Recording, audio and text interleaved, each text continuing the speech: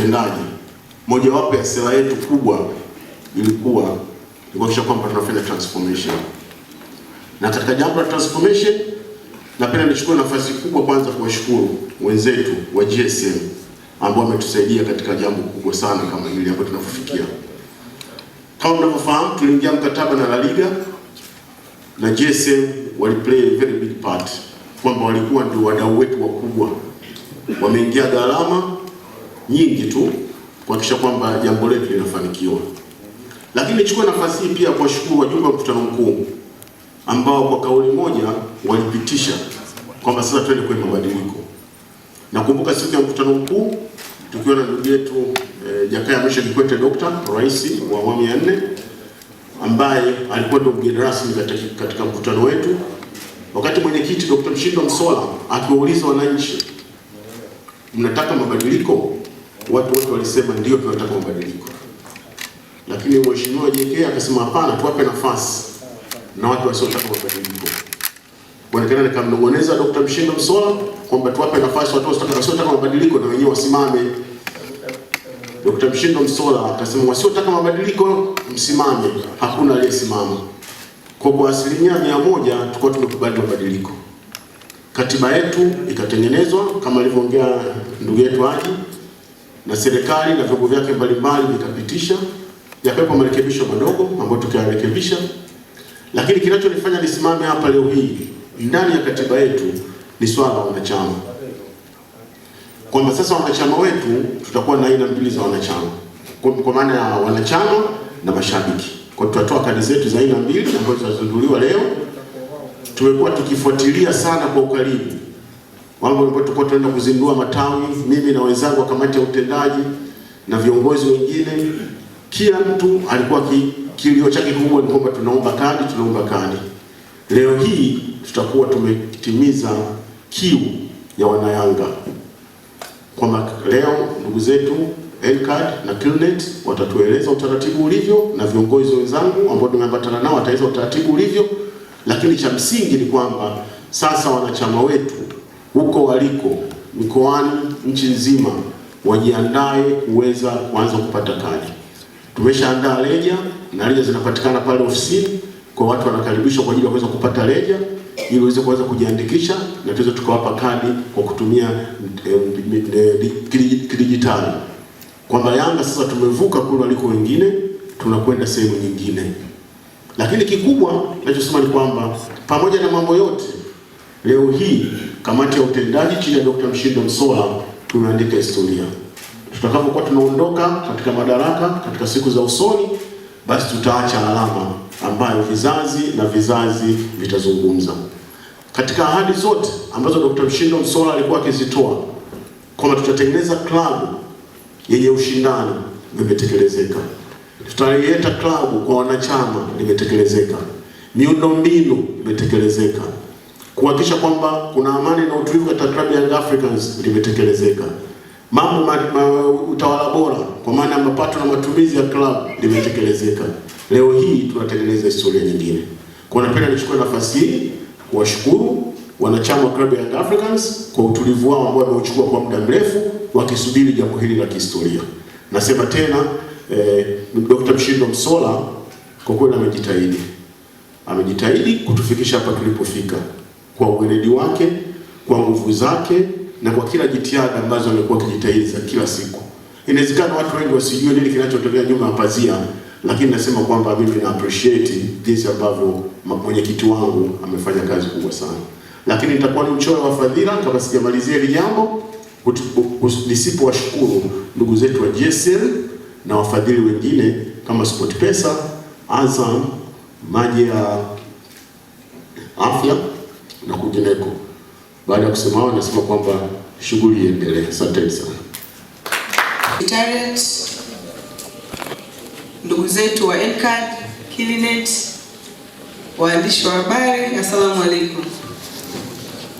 Nadhani litakuwa jambo la heri kwa nikitambua uwepo wa wazee wetu ambao pia na wao wamekuja kuungana nasi kushuhudia tukio hili kubwa la kihistoria katika klabu yetu.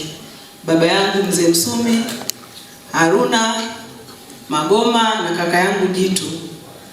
si vibaya kama tungeweza kupata picha ya pamoja na ile kadi, sijui, lakini nadhani lingeweza kuleta hamasa kwa wanachama na wapenzi wetu kokote walipo.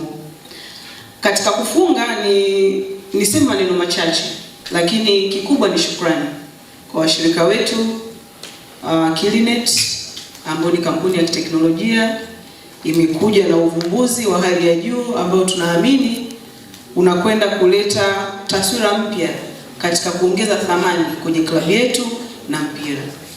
Lakini pia N-Card ambao wao ni serikali, na kama mlivyoona kadi walioionyesha ni kadi ambayo ni ya kibunifu, ni kadi nzuri, inaelezea historia ya klabu yetu kwa maana jengo letu zuri kabisa la kupendeza, na kadi ambayo pia naweza kusema kwamba imeongezewa thamani. Nisingependa kurudia, lakini tunaposema kwamba inaenda kuwa chanzo cha mapato, tunamaanisha nini?